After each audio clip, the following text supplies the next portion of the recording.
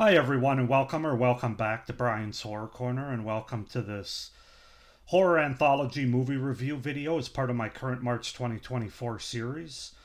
So today we're going to take a look at I guess the third sequel in a horror anthology franchise, one that I kind of have a mixed relationship with, and that, of course, is the VHS franchise. And so today we're going to go ahead and take a look at VHS 94, which, like most of the movies in this horror anthology series, is a first time watch for me. Um, yeah, a Shudder original. Yeah, this wasn't theatrically released. It came to Shudder in 2021, I believe. So, just to give you a little history on my VHS films, I have reviewed the first three VHS movies through various past series that I've done over the last couple years. The first movie I thought was kind of overrated. I liked one of the stories, and it was interesting, but too much shaky cam and glitches for me. The second one I really liked. That's the best VHS movie in my opinion, because I liked all the stories, and even the wraparound, while it wasn't great, was better. VHS Viral I didn't care for at all. This movie is mixed, as you can imagine, with my relationship with this franchise. If you don't know, I'm not the biggest fan of found footage. There's a handful that I really like. But these movies and my love for anthologies just don't quite mesh together the way that they probably do for other people. So let's just go ahead and get into VHS 94 here. So VHS 94 is a 2021 American found footage horror anthology film and the fourth installment in the VHS franchise. The film originates from a screenplay written by David Bruckner and Brad Miska, with segments directed by franchise returnees Simon Barrett and Timo Tjahjanto, in addition to newcomers Jennifer Reeder, Ryan Prowse, and Chloe Akuno. The overarching plot follows a police SWAT team who stumbles upon a sinister cult compound and its collection of VHS tapes. So basically, following the series of cult origins from film festivals, VHS 94 had its world premiere at Fantastic Fest on September 26, 2021, and was also screened at Beyond Fest on October 4th, 2021. The film was released as a Shudder original film via horror film streaming service Shudder on October 6, 2021. The film segments are presented as a series of cassettes found by the SWAT team members in the frame narrative, which is entitled Holy Hell, as they advance through an abandoned warehouse containing remnants of a ritualistic cult mass suicide. So yeah, I'm not going to give the cast for this movie because there's way too many to list, and most of them aren't that well known anyway. I'm just going to kind of go through the stories and give the synopsises, and then I'm going to go through my thoughts on this movie. So we start with Holy Hell, the prologue, which I believe was directed by Jennifer Reeder, the newcomer.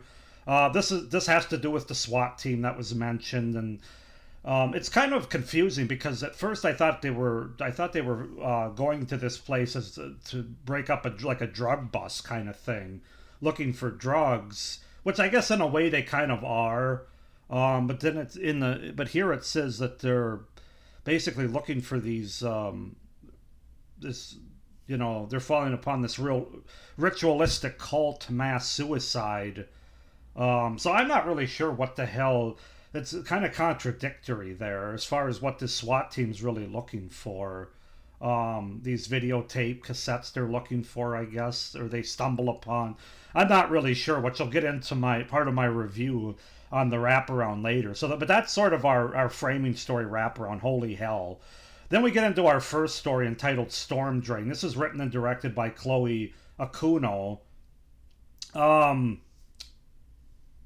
This one also features a commercial, like in the middle of it, towards the end. The Veggie Masher commercial, which was directed and edited by Steven Kostansky and produced by Astron 6 Video. First, I'll talk about Storm Drain. So, Storm Drain is basically about a newscast and an anchor reporter that goes to this storm drain because there's rumors of this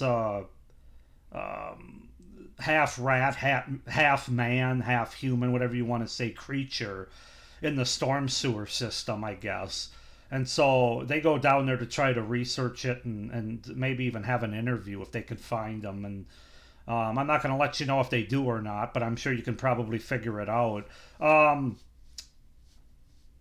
yeah, I don't want to give too much away because spoiler free is normal. But then, like I said, to then like three-fourths of the way through this story, they have the Veggie Masher, which is a commercial, very much in the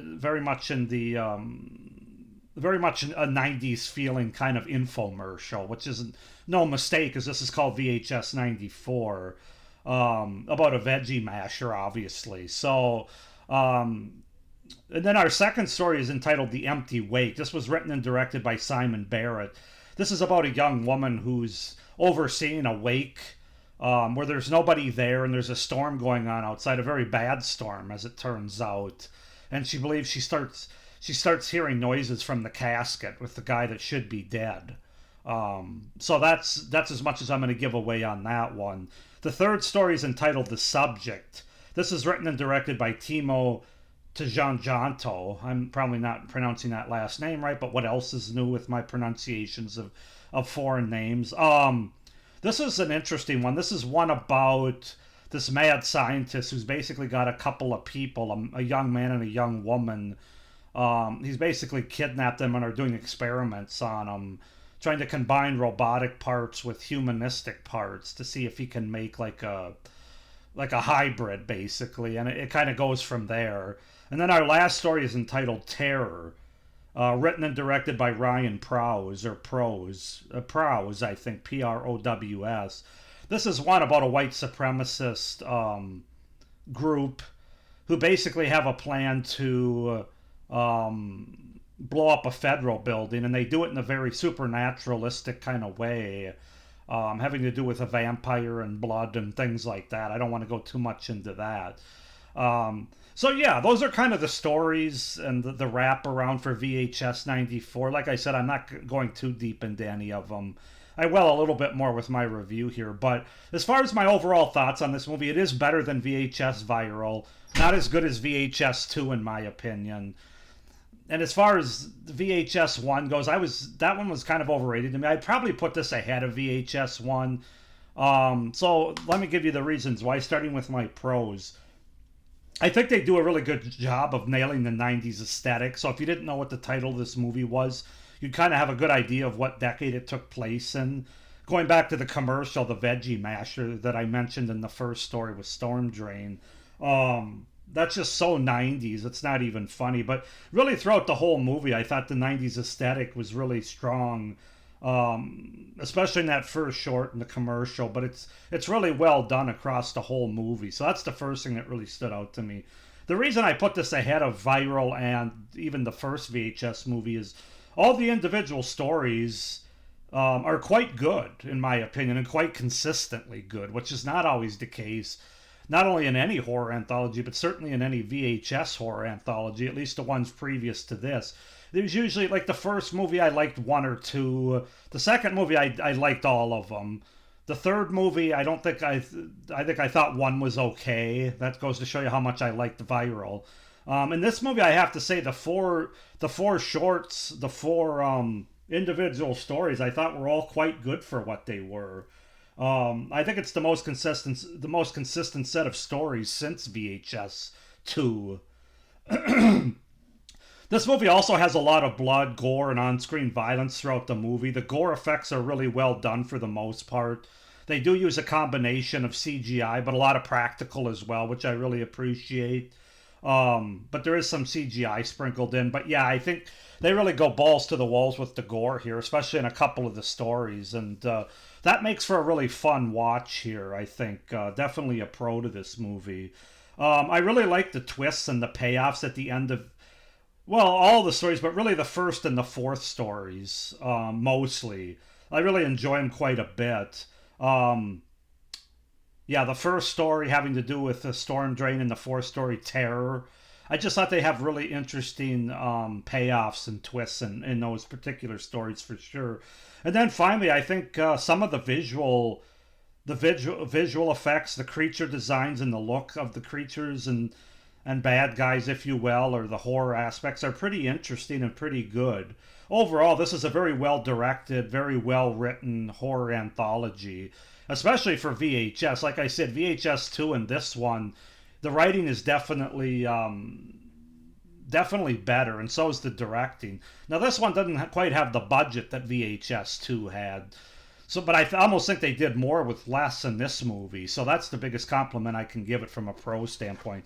Getting into the cons, it's not a perfect movie, of course, especially for me, but I think that might be the worst or least interesting wraparound story yet, and that's saying something. I just could not have been less engaged or interested in this wraparound story with this SWAT team. Like I mentioned in the tip off of this video, part of it is because I don't really understand what the SWAT team was doing there. It's sort of contradictory. Were they there to break up a drug bust? Were they looking for drugs? Were they looking for videotapes? Or this ritualistic cult, and they just stumbled upon the videotapes? I don't know. It's kind of hard to follow. This is also, it's also the worst dialogue and the worst acting is in the wraparound story as well. So yeah, that was the biggest drawback to VHS 94 is the wraparound story, to the point where this might shock you, given the fact that I'm a huge horror anthology fan. I really like my framing stories. But for these movies, I think they could almost scrap the wraparound stories. I mean, they're really 0 for 4 in a lot of ways with the wraparound stories. I'll say 1 for 4 maybe with VHS 2, but it just doesn't pay. I mean, you can just tell, especially the way this wraparound story ended, which was so lazy and just so unsatisfying. Yeah, just get rid of the wraparounds going forward. Now, I haven't seen VHS 99 or 85. I'm assuming they probably haven't gotten rid of the wraparound stories. Don't tell me down in the comments though, because I wanna have the belief that maybe they did, and I don't want to be spoiled with that. But I'm guessing they probably didn't. But yeah, I think they really could get rid of the wraparounds given what they've put out in these first 4 movies. Also, for me personally, it still has some of the same found footage, shaky cam, and glitchy interruptions that keep me from being a bigger fan of these movies. This one has it. Not as bad as the first one. I don't think it's quite as good as the second one in that regard, but it's still there. And that's just more of a me personal thing. I realize that with my found footage watching. But yeah, that's just something that still stands out to me.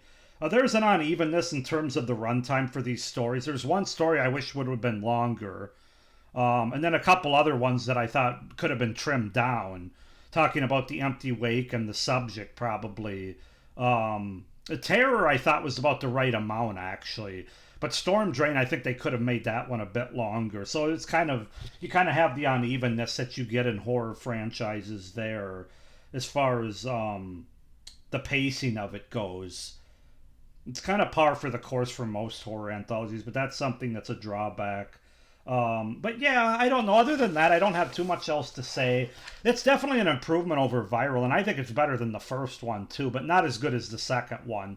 I saw some other reviews where people are saying this is the best of the franchise. To each their own. I do think it's one of the better ones of the first 4, but not. I can't put this ahead of 2. I don't agree with that. But with that being said, I'm going to give this a 7 out of 10. The reason it's not higher is because of the wraparound story and just my own personal feelings on the glitchiness and the shaky cam that these VHS movies have. Kind of hard to follow in certain aspects. Mostly the wraparound with this one, but there are even some parts in some of the other stories. I do really enjoy the balls to the walls gore, though, especially in the subject.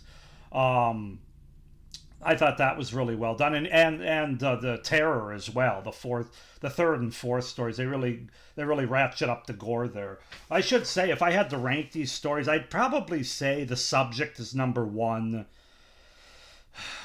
It's tough. Then I would probably say Storm Drain is number 2. Terror would be number 3, and The Empty Wake number 4. But I really enjoy all 4 individual stories, frankly. Even though they're really not all that tied together that much to the framing story. But that tends to be the case for most of these. So 7 out of 10 for VHS 94. Go ahead and comment down below what your ranking order of the 4 short stories and how much you like VHS 94 down below in the comments. Please like this video, hit the little notification bell, and subscribe to my channel so you don't miss any of my upcoming reviews for this series and you don't miss any of my great horror content throughout the rest of this year and into next year. With that being said, I hope you guys are enjoying this review series. I hope you're doing well, and as always, of course, stay scared. Bye.